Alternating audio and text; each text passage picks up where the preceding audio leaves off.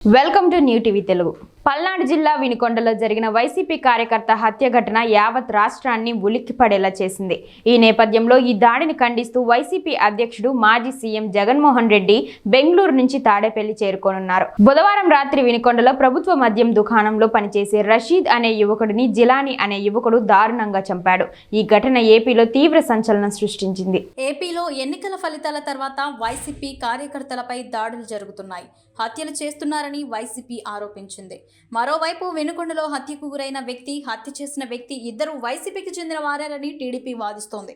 ఒకే పార్టీకి చెందిన వారి మధ్య ఉన్న వ్యక్తిగత కక్షల్లో భాగంగా హత్య జరిగిందని, ఇందులో రాజకీయ కోణం లేదని టీడీపీ నాయకులు అంటున్నారు.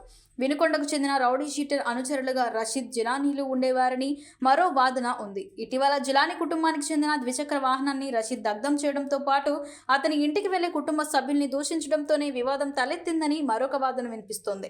అయితే పాత కక్షల నేపథ్యంలోనే హత్య జరిగినట్టు పల్నాడు ఎస్పీ అంటున్నారు.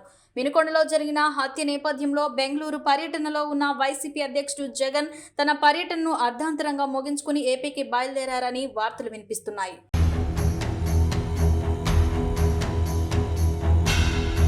మరోవైపు రాష్ట్రంలో జరుగుతున్న దాడులపై వైఎస్ జగన్ ట్వీట్ చేశారు.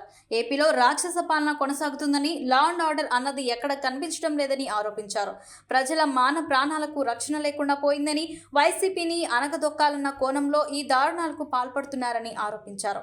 కొత్త ప్రభుత్వం వచ్చి నెలన్నర రోజుల్లోనే ఆంధ్రప్రదేశ్ అంటే హత్యలు, అత్యాచారాలు, రాజకీయ కక్షలతో చేస్తున్న దాడులు, విధ్వంసాలకు చిరునామాగా మారిపోయిందని, నిన్నటి వినుకొండ హత్య ఘటన దీనికి పరాకాష్ఠని ట్వీట్లో పేర్కొన్నారు. నడి రోడ్డుపై జరిగిన ఈ దారుణ కాండ ప్రభుత్వానికి సిగ్గుచేటని, సీఎంతో సహా ప్రభుత్వంలో ఉన్న వారందరూ బాధ్యతతో వ్యవహరించాల్సిన వ్యక్తులు రాజకీయ దురుద్దేశాలతో వెనకుండి ఇలాంటి దారుణాలను ప్రోత్సహిస్తున్నారని, ఎవరి స్థాయిలో వాళ్ళు రెడ్ బుక్ రాజ్యాంగాన్ని అమలు చేస్తూ పోలీస్ సహా యంత్రాంగాలన్నిటినీ నిర్వీర్యం చేశారని జగన్ ఆరోపించారు.